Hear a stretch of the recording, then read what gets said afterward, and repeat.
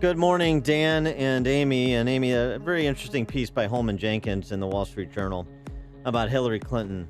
You know, it was the argument that was being made after the Access Hollywood tape and some of Trump's curious statements and details of past behavior is that he's the unsafe candidate. He's not the dangerously unstable. He's not the steady hand, right?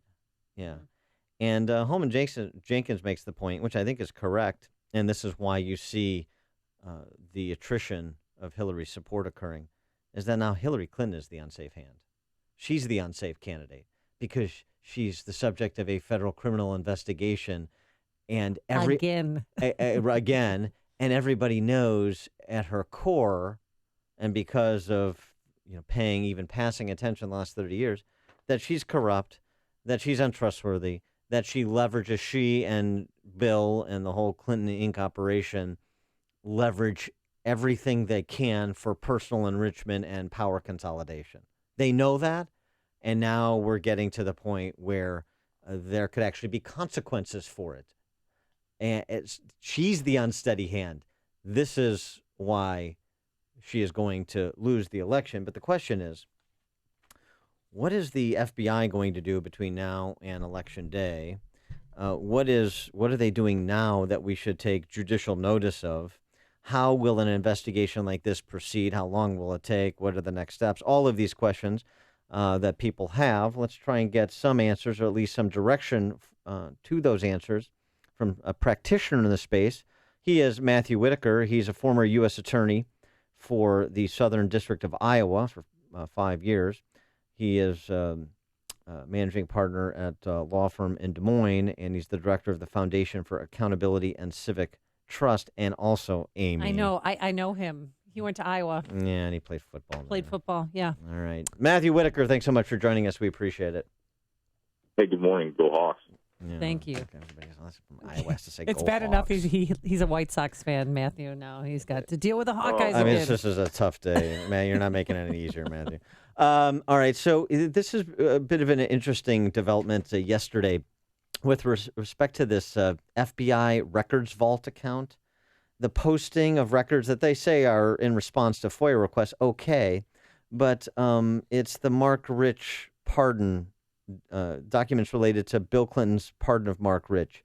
It's the David Petraeus investigation, documents related to his illegal conduct with respect to classified material.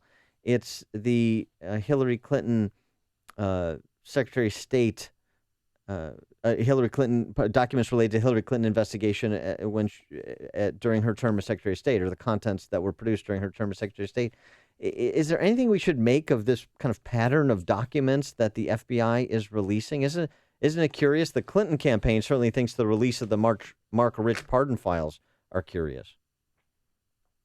Yeah, it's very interesting. I mean, this is a story that just has been developing, but like a Twitter account the FBI had or has that had been kind of dormant for a year. I think it's something to do with the FBI reading room, and they say that, once there's 3 FOIA requests, they just, post things to the reading room, and I guess this Twitter automatically notifies people that there are documents posted in this reading room. But yeah, it's a little curious to say the least, and I always live by the axiom that, don't assume malfeasance when, stupidity can be explained as the cause. And I just sensed that this was kind of a unfortunate timing of documents that would otherwise have been put out, into the public.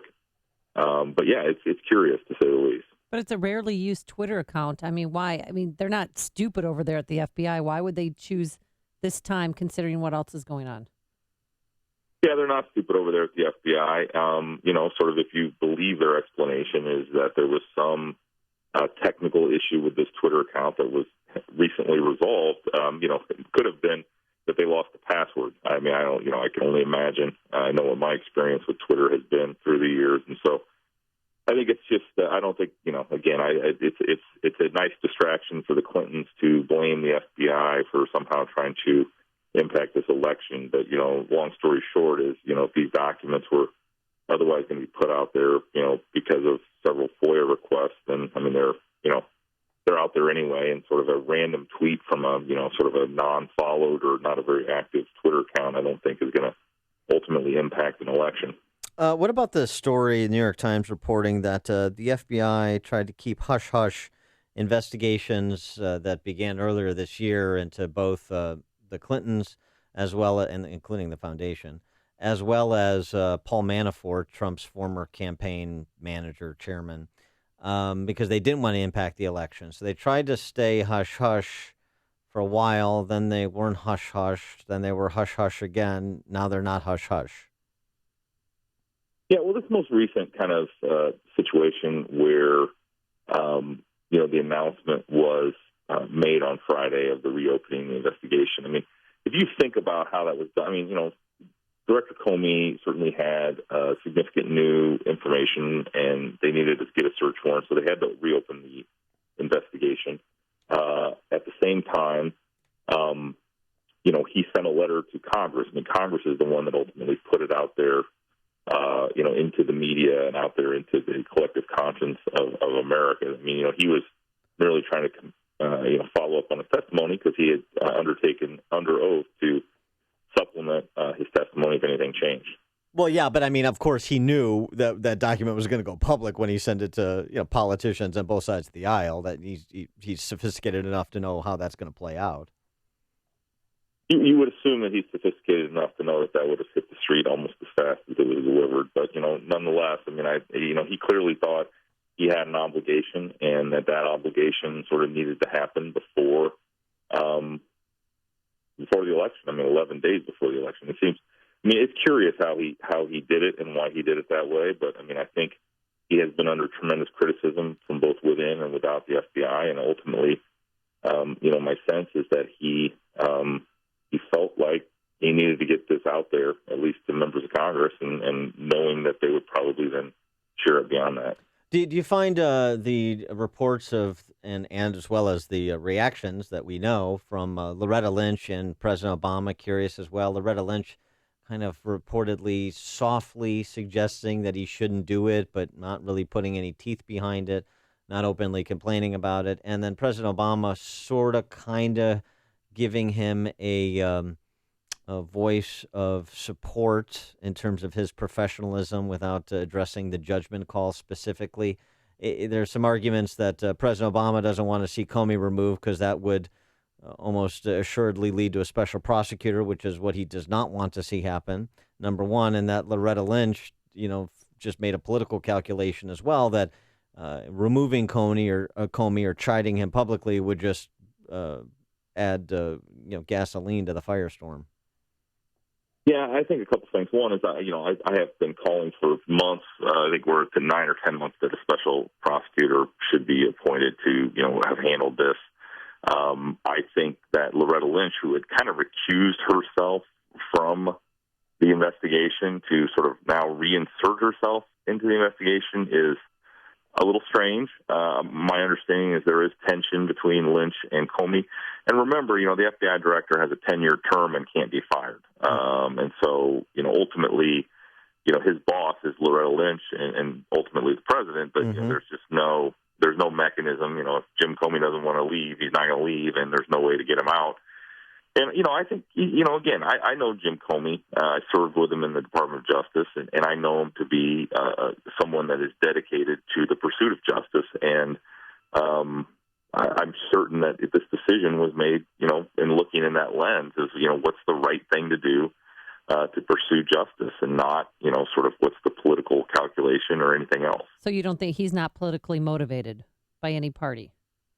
I don't. I mean, he I think in his testimony this summer, he said that he was previously a registered Republican, but now he's a registered independent. I mean, I don't, he certainly served in Republican administrations. But I don't know him to be kind of highly partisan or to act, as a partisan when it comes to enforcing the law. Brett Stevens, the Wall Street Journal, yesterday opined in his call for Comey's resignation that, it's not about Comey being partisan. It's about him being a reputation manager and him going in the direction of the Beltway zeitgeist on some of these, in his career as a prosecutor and now the FBI director, and he gave a few pretty compelling examples.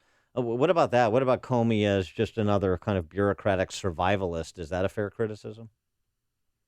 Yeah, I didn't read that article, and now that you've mentioned it, I will track that down. It's not something that I know him to be and have any experience with. I mean, I think he is someone that has dedicated most of his career to public service. He's somebody that's pursued justice and enforced the laws, and I don't sense that he is acting kind of under whichever way the partisan winds blow, or under some, suggestion that kind of, he's trying to please the glitterati in Washington, D.C. I think he's just trying to do his job as best he can as FBI director and lead the men and women that serve every day in on the front lines of both terrorism and violent crime. Now, according to Pete Williams, he's the justice correspondent over there at NBC News. He said that his sources are telling him that the investigation is running smoothly. There's no technical problems, and they're just, combing through the emails. Do you think they might find something by any chance in 5 days before the election? I just do not feel like they're going to be able to get their arms around whatever they do find in enough time to report fairly the outcome of the reopened investigation. I mean, there's still, if they do find anything additional, which it sounds like there's, I thought I had a problem managing my inbox, but 650,000 emails is a lot. So, I mean, I think it's going to take some time, even if you use, sort of sophisticated measures. There's still going to have to be a review, and then there may be follow-up questions for people that have previously been interviewed, and that's, kind of probably what's causing a lot of restlessness among the Clinton camp is that, they've all sort of put their positions out in statements to the FBI, and now suddenly there may be new information that they, hadn't planned for.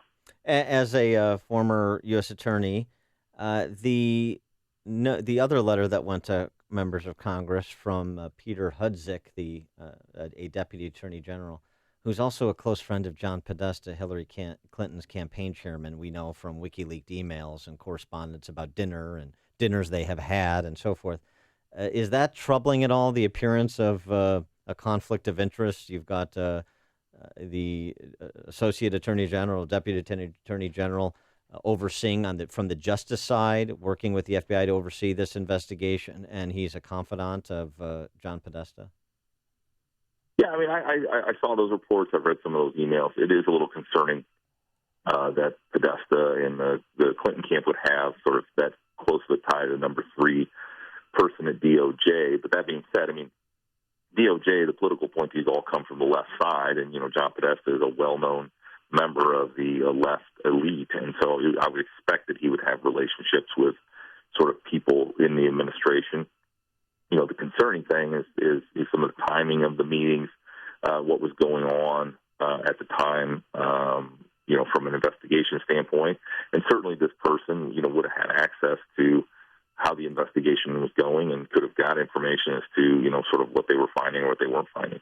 All right. He is Matthew Whitaker, former U.S. Attorney for the Southern District of Iowa, Executive Director of the Foundation for Accountability and Civic Trust. Matthew, thanks so much for joining us again. Appreciate it. Yeah, thank you. Appreciate it. And he joined us on our turnkey.pro answer line.